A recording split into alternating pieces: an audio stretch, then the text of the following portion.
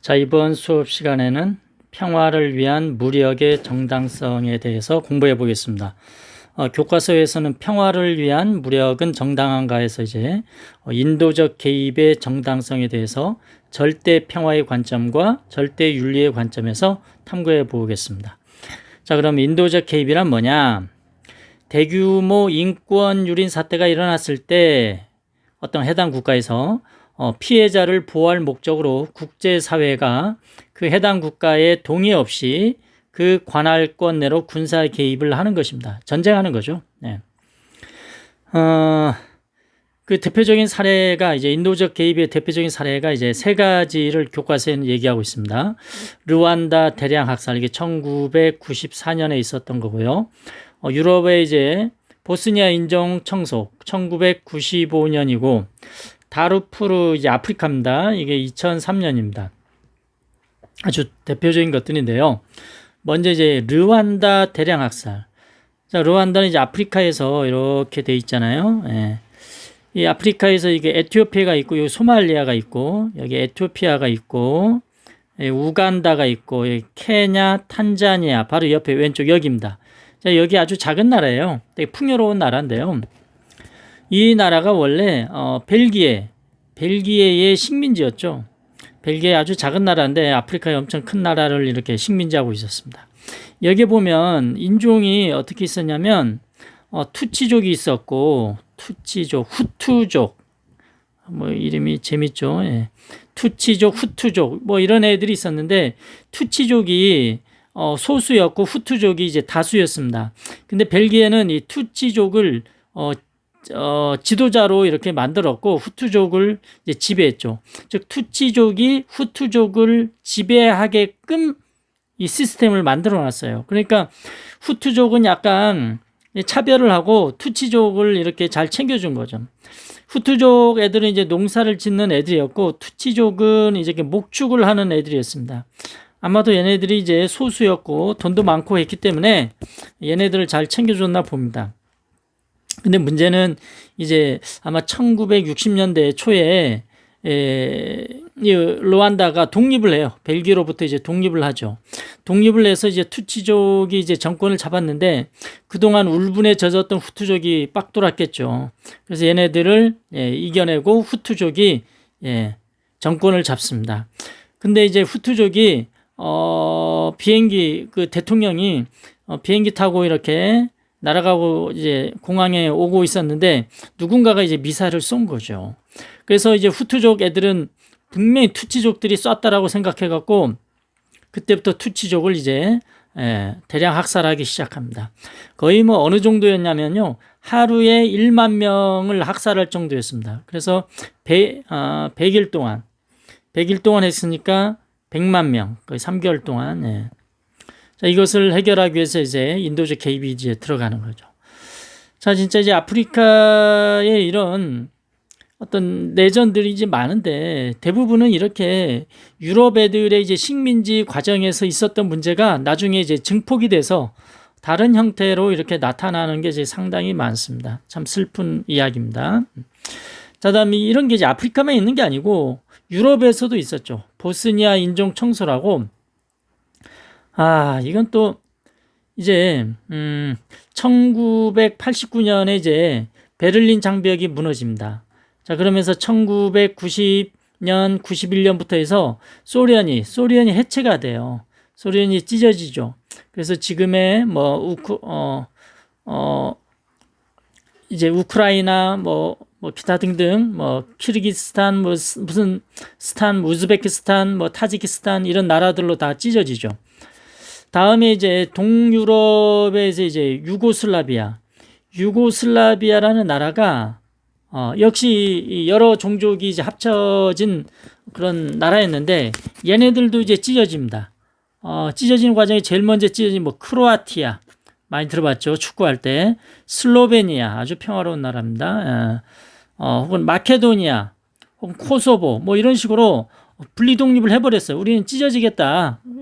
전 세계가 다 찢어지는데, 그때 이제 보스니아와 세르비아계가 이제 여기 남아 있었어요. 근데 이제 이 보스니아 애들도 우리도 찢어지겠다 하니까 이 세르비아계가 뭐 말도 안 된다, 가지마 하면서 이제 죽이기 시작했죠. 뭐 한 20만 명을 이제 죽여버리죠. 예.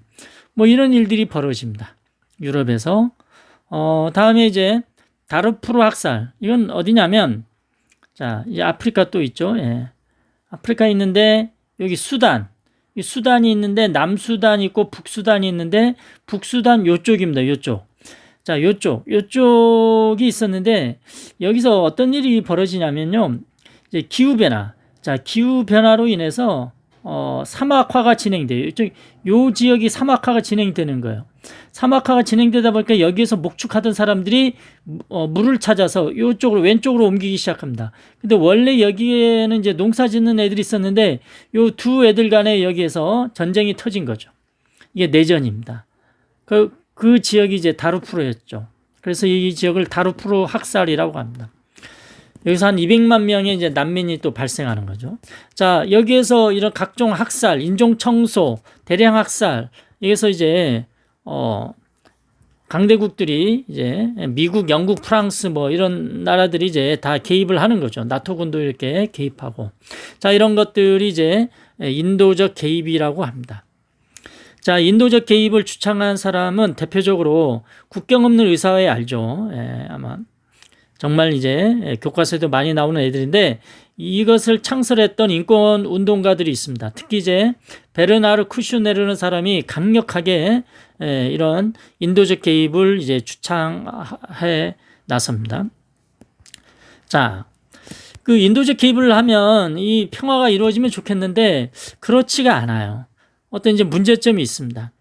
즉 동기가 정당하다고 해서, 즉 인도적 개입을 할 때는 그 나라의 국가 정권을 잡은 애들이 와서 좀 도와달라 그런 거 없이도, 동의 없이도 그냥 들어가는 거예요. 왜? 여기에 뭐 대량 학살, 인종 청소, 뭐 어떤 학살들이 이루어지기 때문에 그것을 없애기 위해서 동기는 되게 정당합니다. 근데 이제 와서 하다 보면 이 결과가 다 좋은 게 아니에요. 상당히 이제 복잡해집니다. 그래서 이런 것에 인도적 개입의 이제 문제점이죠. 만능 열쇠가 아니기 때문에. 다음에 이런 군사 개입은 단지 현재의 그런 대량 학살, 뭐 인종 청소 문제를 해결하는 것에 초점이 맞춰져 있기 때문에 장기적으로 그 해당 국가가 이제 민주적 사회로 되는 과정, 다음 국가를 재건하는 과정, 다음 서로 얼마나 싸웠겠어요. 증오하고 그런 인간관계를 회복하는 데는 한계가 있다 이겁니다. 다음에 이런 인도적 개입, 말은 인도적 개입 참 좋은데 그런 것들은 강대국들의 미국, 영국, 프랑스, 영국, 뭐 중국, 러시아 이런 애들의 다른 나라 내정 간섭에 이제 면죄부를 주는 게 아니냐라는 비판을 받기도 합니다. 또한 어떤 문제가 있냐면 주권과 인권을 제로섬 관계로 파악합니다. 어느 게 플러스면 어느 게 마이너스가 된다는 거죠. 그래서 그 해당 나라, 예를 들어서 르완다다. 르완다의 이제 주권을 존중하는 거냐? 들어가 버리면 인권 침해 상황에 이제 개입하는 거냐?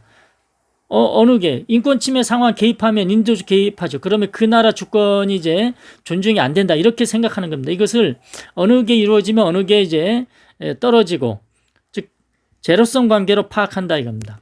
그래서 최근에는 인도적 개입이란 말 대신에 새롭게 보호 책임이라는 용어로 이렇게 바꾸고 있습니다. 그러니까 시민들의 어떤 인권을 보호해야 될 책임이 있다입니다. 누가 있느냐? 해당 국가가 있고, 제일 먼저 해당 국가가 있고, 그 국가가 해결을 못하면 나머지 국제사회가 해결해야 할 책임이 있다. 뭐 이런 이미지입니다. 그래서 이런 보호 책임이 적용될 수 있는 상황을 이제 제노사이드, 전쟁 범죄, 인종 청소, 반인도적 범죄 이런 데 이제 한정하고요. 아까 얘기했듯이 그 인권을 보호해야 할 책임은 일단은 개별 국가에게 1차적 책임이 있어요. 뭐 르완다나 혹은 세르비아, 뭐 다르푸르, 여기 수단, 얘네들이 그 책임이 명백히 실패했을 때는 국제사회가 그 국가를 지원할 책임이 두 번째 발생한다 이거죠. 이게 이제 보호 책임입니다. 그래서 이 인도적 개입의 개념을 약간 문제점을 이제 해결하는 건데, 이 역시도 이 보호 책임이라는 것도 비슷한 그런 어떤 논쟁을 일으키는 건 매한가지입니다. 그러나 나름대로 성장은 했어요.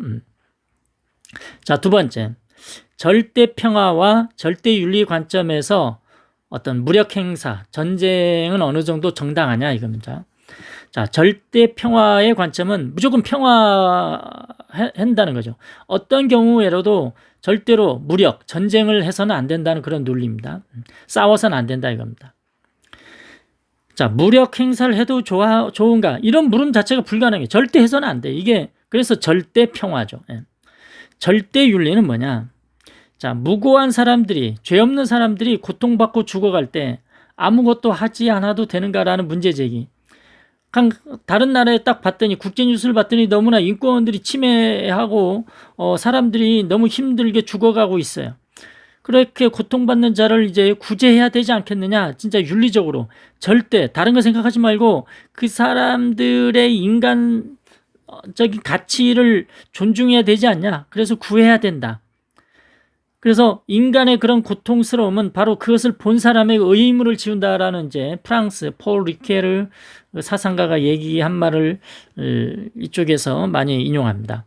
그래서 어떤 법적인 규범이나 정치적인 배려를 초월한 어떤 윤리 요청이죠. 무조건 들어가는 거죠. 네. 어떤 고통받고 있으면 가서 무조건 해결해야 됩니다. 근데 이제 해결하는 그 과정이 그냥 평화롭게 해결하면 좋은데 그렇지 않는 경우가 맞죠. 아까 얘기했죠.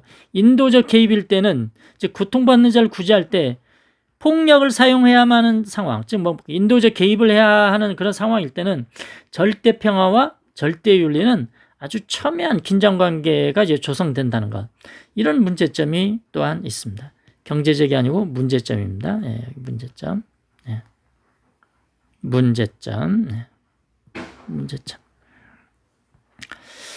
자, 그래서 오늘 학습을 정리해 보겠습니다. 예, 오늘 인도적 개입은 정당하냐? 뭐 거기에 대해서 뭐 절대 평화, 절대 윤리, 평화, 절대 윤리 입장에서 이야기해 봤는데 그거 핵심 요약해 보시고요. 여러분의 궁금증을 질문으로 남기시면 좋겠습니다. 오늘 수업 여기까지입니다.